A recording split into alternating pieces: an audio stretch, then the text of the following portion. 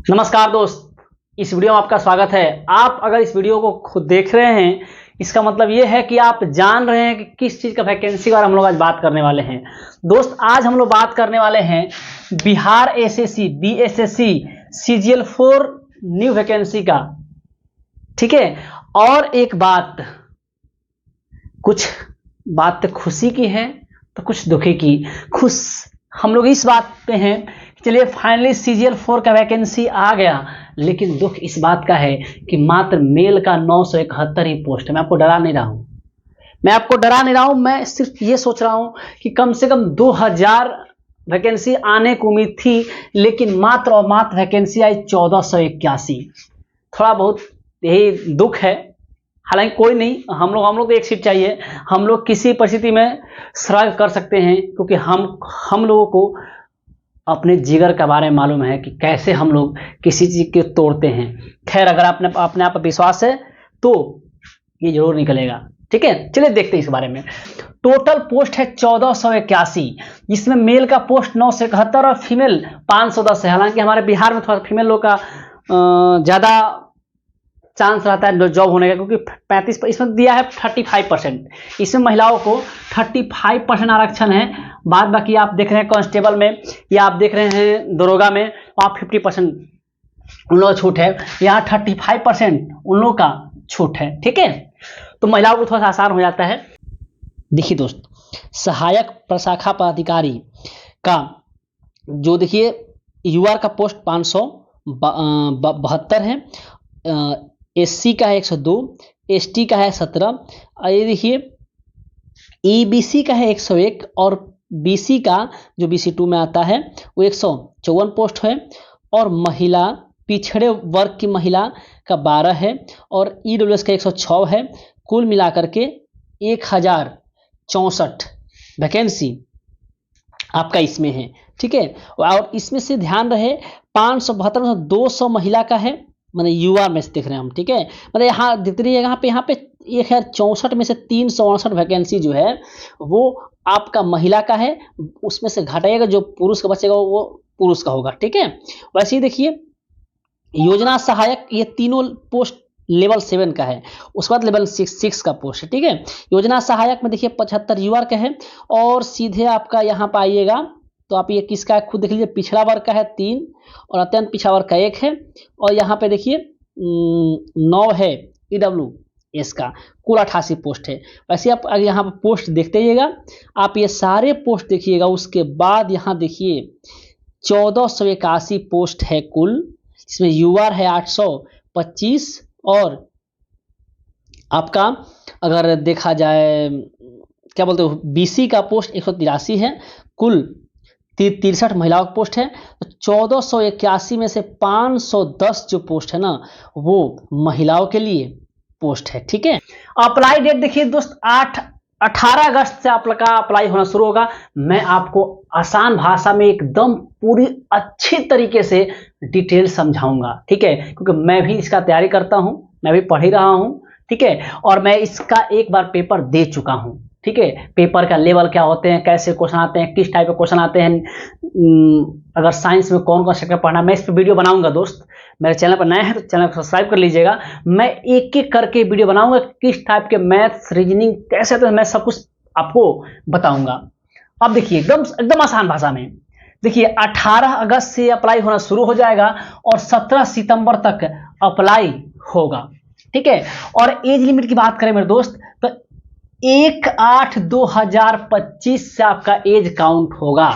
ठीक है, 1/8/2025 से आपका एज काउंट होगा। लेकिन एक और बात, सरकार ने क्या की है कि 3 साल का छूट दी है। हालांकि रेलवे में, एसएससी में आदमी इसी छूट के लिए लड़ाई लड़ रहा है, आज प्रोटेस्ट भी हो रहे हैं। अब तो 3 साल का एक्स्ट्रा छूट दिया है, अर्थात अगर इसका एज हम लोग काउंट कर सकते हैं 1/8/2022 है, तो 3 साल का हमें एक्स्ट्रा छूट इसने दिया है बिहार एसएससी ने। अच्छा, अब देखिए जनरल का एज है 21 से 37 साल। मिनिमम आपका एज 21 साल होना चाहिए और मैक्सिमम 37 साल जनरल का। अब 3 साल एक्स्ट्रा छूट दिया मेरे भाई, तो इसका 40 हो जाएगा। समझ गए? वैसे ही ओबीसी का देख लिए 21 से 40 SC ST, क्योंकि 3 साल 37 साल जनरल का है तो 3 साल देखिए BC और EBC का होगा, मतलब OBC दोनों आता है। स्टेट में OBC नहीं, BC और EBC होता है, माने इस BC माने BC2 और EBC माने BC1, ठीक है। और EWS दोस्त, EWS इसमें आएगा, ठीक है। EWS जो है इसमें आने चाहिए। अच्छा, इसको देख लीजिएगा नोटिफिकेशन में कि EWS को इसमें रखा है या इसमें रखा है, ठीक है। तो इनका 21 3 साल इनका छूट रहेगा ना OBC वाले को, तो 21 से 40, 37 से 3 साल ज्यादा 40 हो जाएगा, ठीक है। और SC ST 21 से 42, क्योंकि 37 साल जनरल का, इससे 5 साल ज्यादा छूट रहता है ना SC ST का, तो इनका 42 साल, ठीक है। अब देखिए फी देख लेते हैं। तो दोस्त जनरल BC EBC वो बोलते हैं BC1, अदर स्टेट के, ठीक है, 540 रुपए। SC ST फीमेल और PH कोटा का जो होते हैं, दिव्यांग होते हैं, उनको 135 रुपए, 4 गुना हम लोगों को। खैर जाने दे, कोई दिक्कत नहीं। क्वालिफिकेशन ग्रेजुएशन रहेगा दोस्त। देखिए आपका जब फॉर्म भरने जाएगा, 10th क्लास का मार्कशीट और मूल प्रमाण पत्र होने चाहिए। अब आप ध्यान रखिएगा, साथ में ग्रेजुएशन का मार्कशीट और मूल प्रमाण पत्र में यहाँ लिखा हूं, स्नातक का मूल प्रमाण पत्र। ग्रेजुएशन का मतलब स्नातक होला, मालूम नो? हाँ, स्नातक का मूल प्रमाण पत्र कॉलेज से निकाल जरूर लीजिएगा। BSO और ASO का फॉर्म आया था, आपको मालूम होगा, उसमें ओरिजिनल मांग रहा था, इसलिए हालांकि 1 मंथ लगता है, 1 मंथ लगता है कॉलेज से ओरिजिनल निकालने में। हम भी नहीं निकाले, इसलिए ASO BSO नहीं भर पाए थे, और थोड़ा सा मैं इधर था ना, मैं गांव नहीं जा पाया था, तो नहीं निकाल पाया था, ठीक है। लेकिन इस बार जरूर निकाल लूंगा, तो हमें भी भरना है और इस बार लेकर रहेंगे, ठीक है। तो अपने कॉलेज से स्नातक का ओरिजिनल सर्टिफिकेट निकाल ही लेना मेरे दोस्त, ताकि आगे जा कोई इशू ना हो। और अभी से ही आप जाति और आसिया बना लेना, और अभी से ही जो EBC OBC जो भी बनना, EBC और BC जो NCL बनाना वो बना लीजिएगा, ठीक है, क्योंकि अभी करेंट बना करके ही, ताकि ज्वाइनिंग समय दिक्कत ना हो। यहाँ देखिए दोस्त, किस किस पोस्ट के लिए क्या शैक्षणिक योग्यता है आप देख लीजिए। सहायक प्रशाखा पदाधिकारी लेवल 7 का जॉब है, ठीक है, किसी मान्यता प्राप्त विश्वविद्यालय से स्नातक, ठीक है। योजना सहायक लेवल 7 का जॉब है, इसमें भी स्नातक चाहिए। और कनीय सांख्यिकी सहायक लेवल 7 का है, मान्यता प्राप्त विश्वविद्यालय से गणित अथवा अर्थशास्त्र अथवा वाणिज्य अथवा सांख्यिकी विषय से अगर आप स्नातक किए हैं तो उसके लिए ये पोस्ट है, ठीक है। आगे देखिए,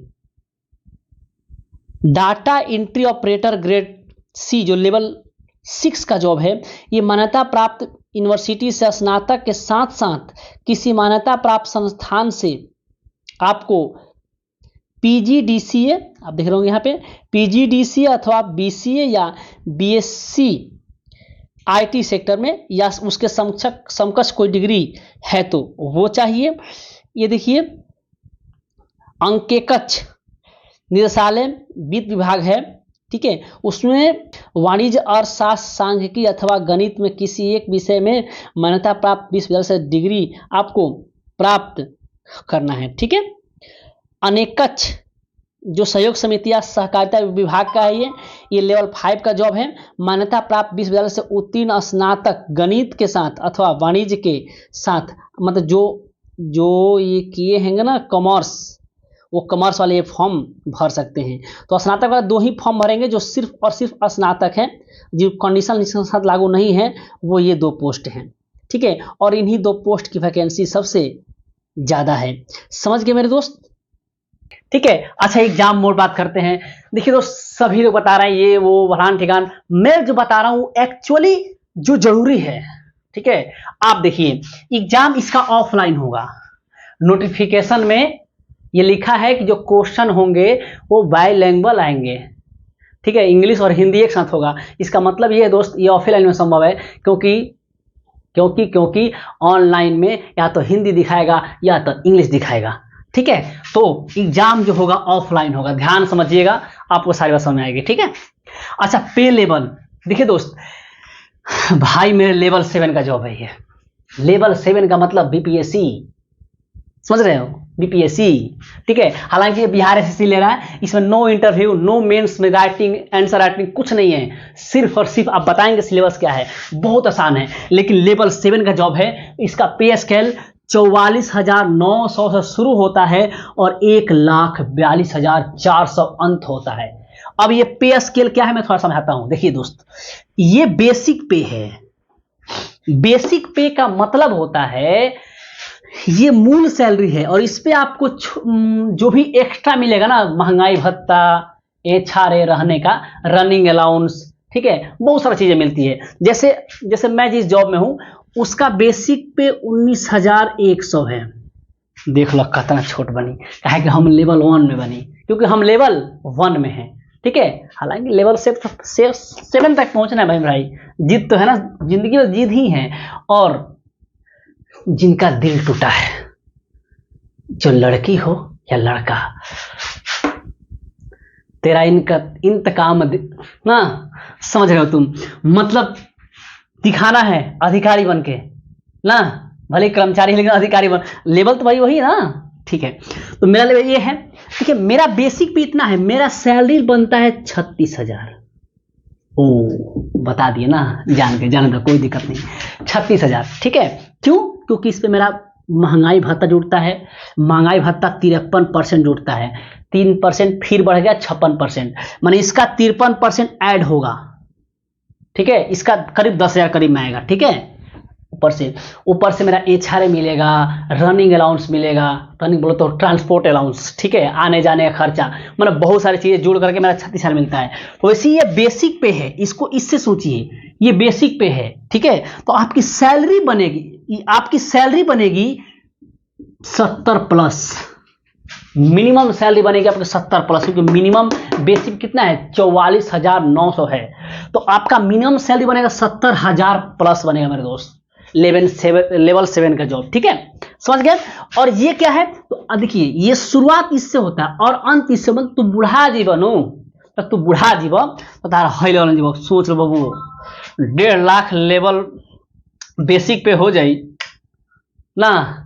खैर वो भी समय आएगा, उगरी लड़का फैका हमने जितना कर टेंशन याद रखे, पैसों रखे पड़ी। खैर समझ गए, आगे बढ़े। अब चलिए, आप आई होप आप सैलरी अच्छे समझ चुके होंगे, ठीक है। अब आते हैं सिलेक्शन प्रोसेस। तो दोस्त सिलेक्शन प्रोसेस इसका प्री होगा, मेंस होगा, मेंस सब्जेक्टिव ना हुई, सबसे मेन बात यह है कि मेन सब्जेक्टिव नहीं होगा, और उसके बाद आपका डीबी होगा, थोड़ा बहुत छोटा मोटा मेडिकल होगा, बस उसके बाद यही प्रोसेस है, समझ गए। अब आते हैं एग्जाम के बारे में। मेरे दोस्त एग्जाम सिलेबस क्या है आज हम लोग देखते हैं।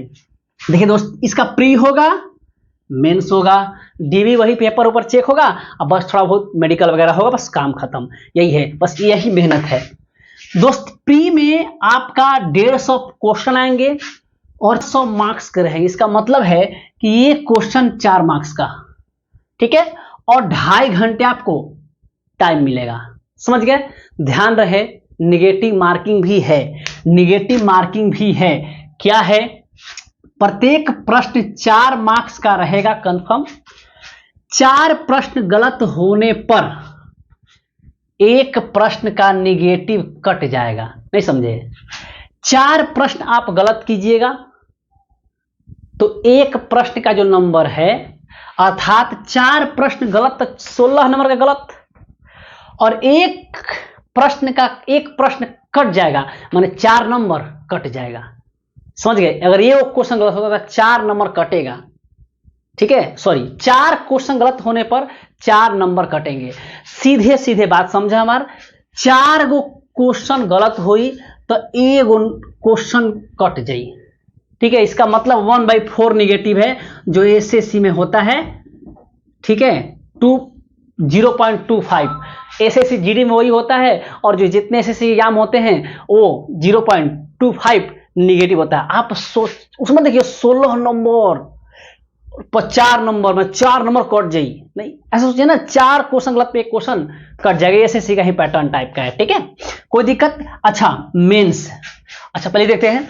देखिए दोस्त 150 प्रश्न आएंगे ना, तो 150 में आपका 50 नंबर का जीके होगा, जो जनरल नॉलेज होता है, जनरल स्टडीज होते हैं, जीके समझते हैं, इतिहास, भूगोल, नागरिक और शास्त्र वगैरह और स्टैटिक जीके, ठीक है, इसमें स्टैटिक जीके का रोल होता है। मैं आपको वीडियो बनाऊंगा, बताऊंगा कि क्या क्या पूछता है, किस किस टाइप का पूछता है, आप कैसे पढ़ सकते। क्यों मैं पेपर दिया हूं ना मेरे दोस्त, और मेरा दोस्त तो मेरे तक गया था, मैं छट गया था। नया नया पढ़ाई शुरू किया था ना मैंने, तो मैं छट गया था।